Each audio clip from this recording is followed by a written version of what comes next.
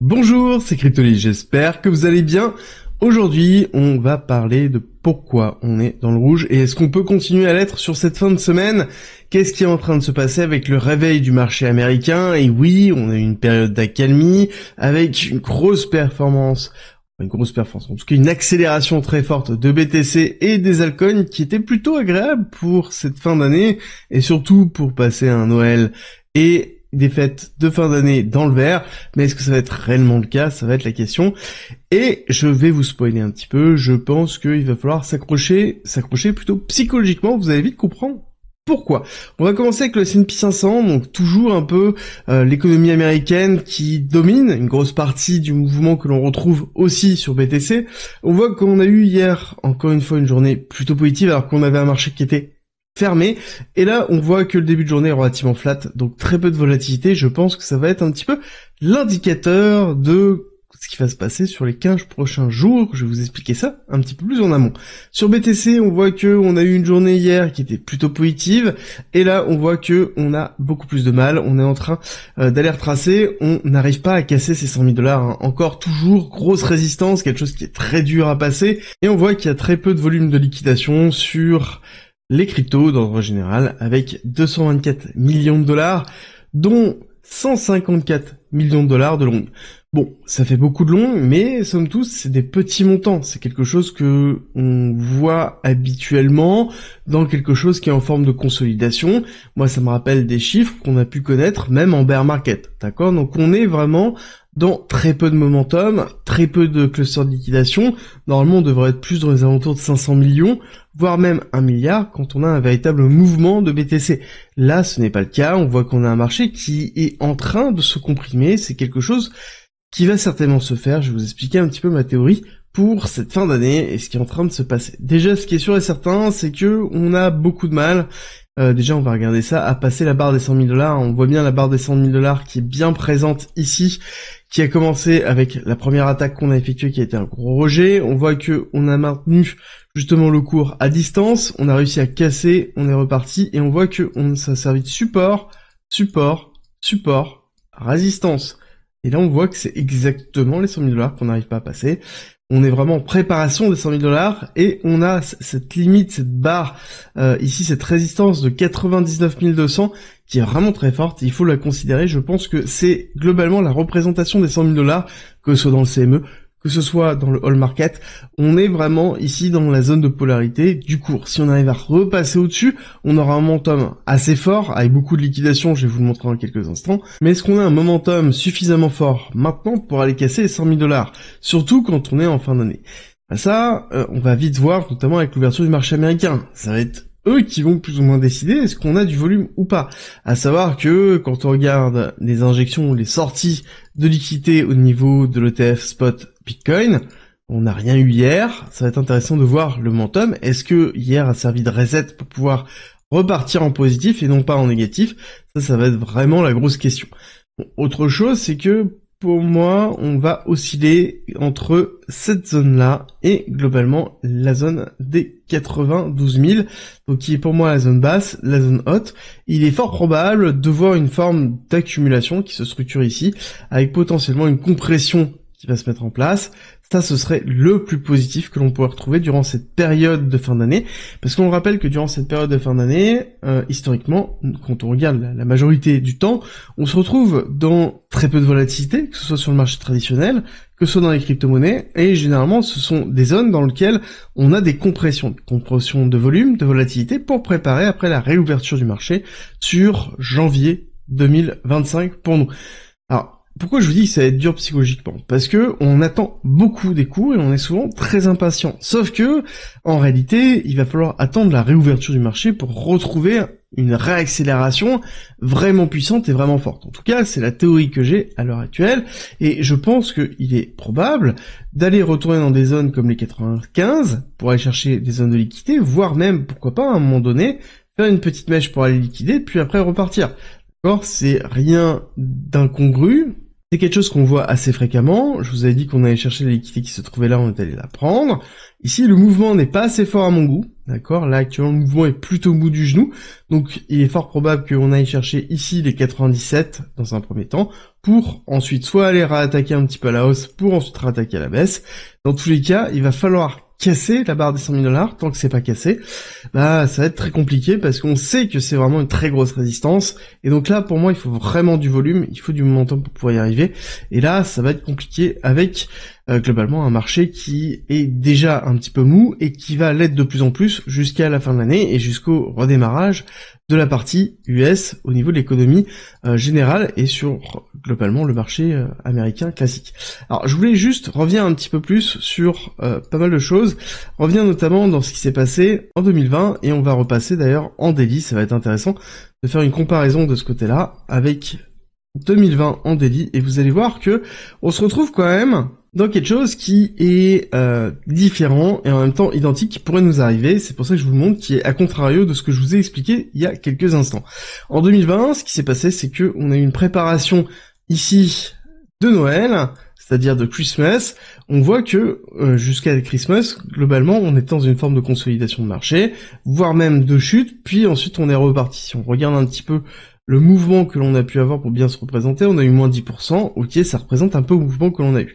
On voit que on a eu la préparation justement du jour de Noël, qui est très important notamment aux USA, et ensuite on voit que par la suite, le vendredi de clôture de cette semaine, on est cassé à la hausse, et ensuite on a fait surtout la bougie de samedi et dimanche. Ça c'est très important parce que ça ce sont des informations retail. Ça veut dire que ce ne sont pas des institutionnels, ce n'est pas un marché plutôt classique, ce n'est pas un marché américain qui va se faire, d'accord?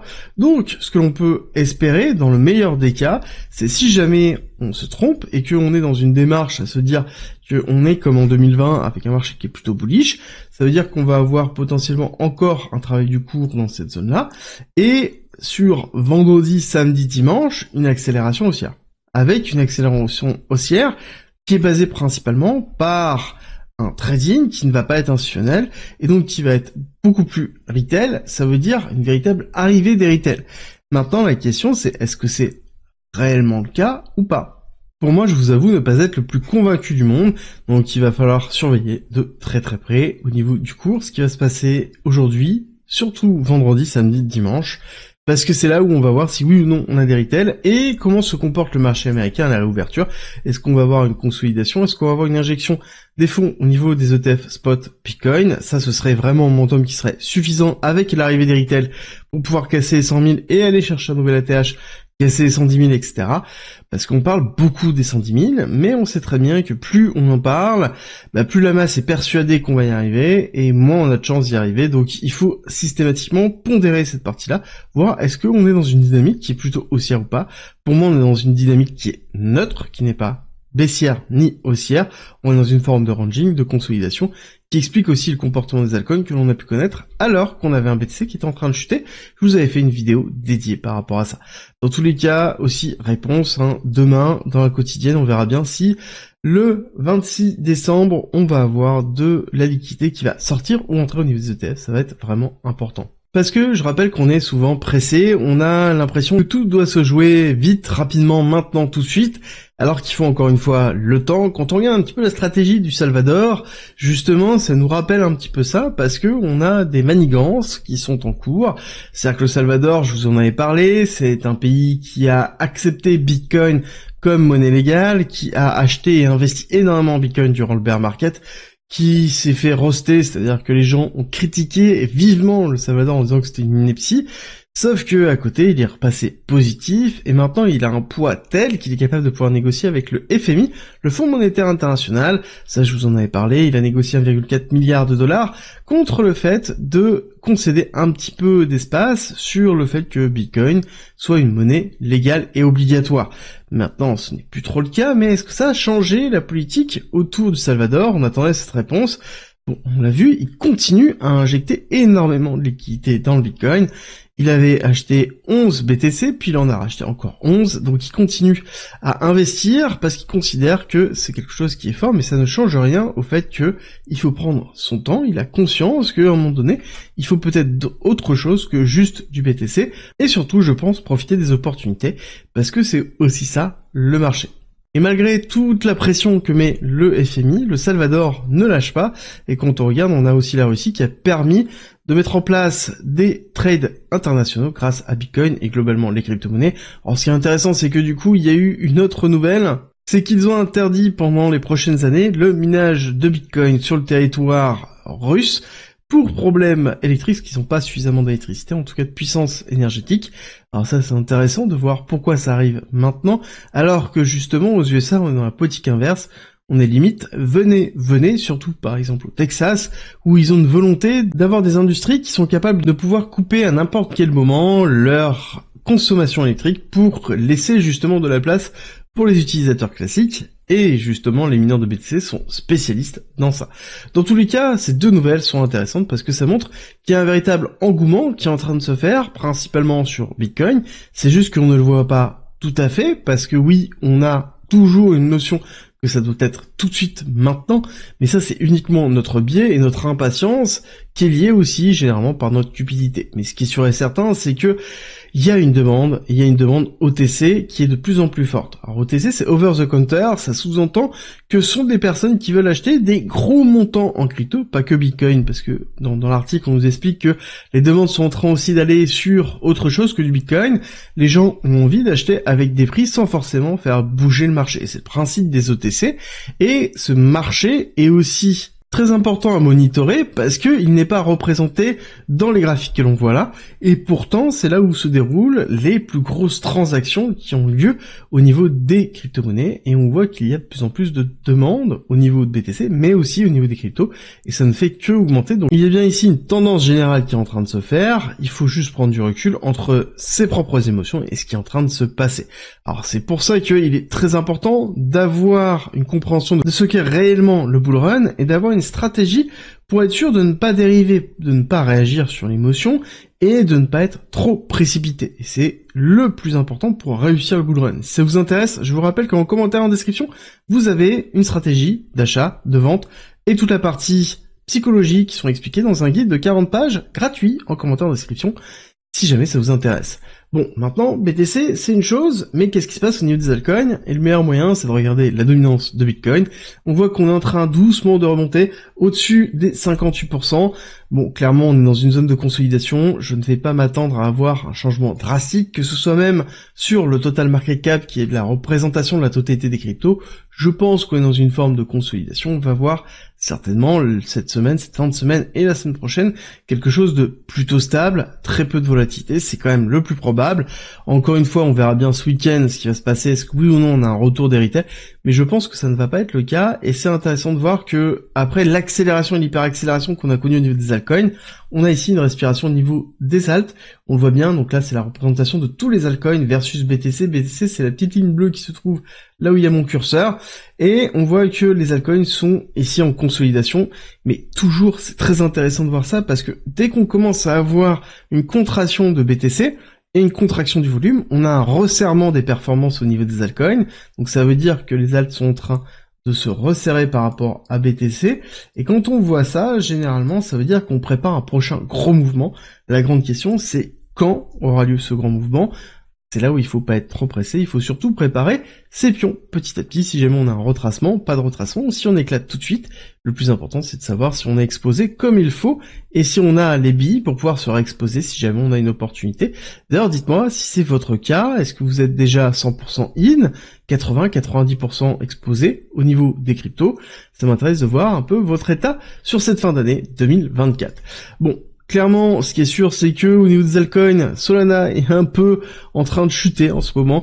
On voit qu'il y a une hype qui est en train de diminuer, mais ce qui est plutôt normal parce qu'on a une diminution générale du nombre de transactions actuellement. C'est quelque chose que l'on voit depuis quasiment 6 semaines, et c'est pas que sur Solana, c'est sur l'ensemble des blockchains.